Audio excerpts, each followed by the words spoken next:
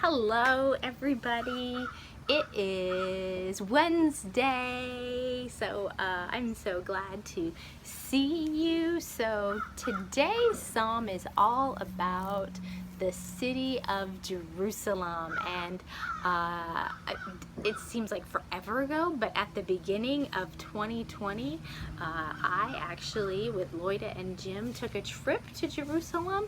It was so much fun. It was right before coronavirus. Like there was like little whispers of coronavirus right at the beginning of the trip, and then it blew up right after we got back. It seems so long ago, but it was a wonderful trip, and we had such a wonderful time being there. And I want to reinforce what I said in the writing, and it is the activity for the day. And it was an activity that would take more than today.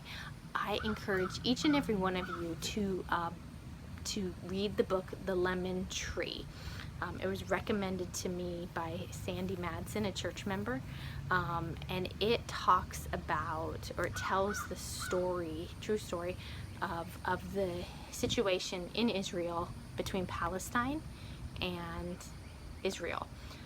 Because it is a very complicated situation, and when we were in Israel, that was one of the things that we saw. We saw lots of Jesus things, and that was wonderful, neat, like brought the Bible to life. I can't wait to go back because I can't wait to see those things. But modern, we saw the tension and hurt that has been caused with this Palestinian-Israeli struggle, and it is just a humanitarian crisis, and it just breaks your heart. It just breaks your heart. And the story in The Lemon Tree very well tells the entire story of how this all happened, and just shows you how complex and layered it is, and helps you see just that there's good people on both sides of it, and people who've made mistakes and bad choices on both sides of it, but that there are mothers and fathers and children and good people on both sides of it. And that's really what the core of this psalm is that we are all together, and that we are all children of, we're all the human race, and that we're all together. And that's what the psalm says. When the Lord registers the nations, he will say they have all become citizens of Jerusalem. And so in this time of kind of struggle in the United States, I just encourage us to all remember that we are charged to love God, and then to love our neighbors just as much as we love ourselves. And I have often kind of meditated on the idea of loving your neighbor as much as you love yourself, because I don't know about you, but I really love myself.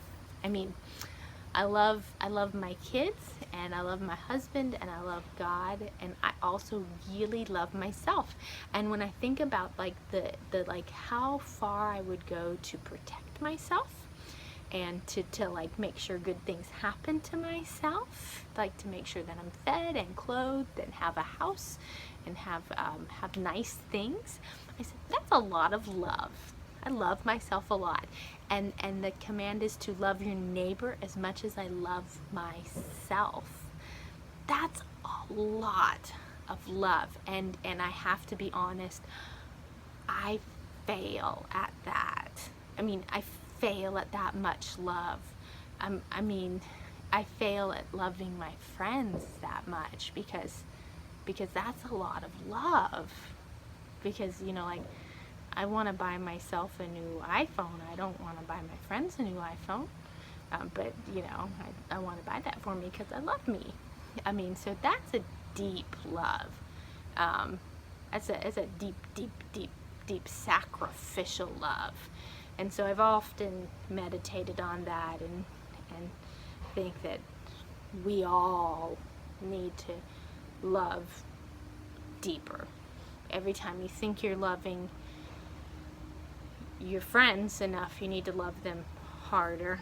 And when you think that you're loving a stranger enough, you need to love them harder, because you're not. That's just because you're not loving as much as you love yourself, and that's what we're supposed to do. And so that's all I have for today. Got a little bit serious there at the end, but so enjoy the rest of your Wednesday. I will see you next time. Bye-bye.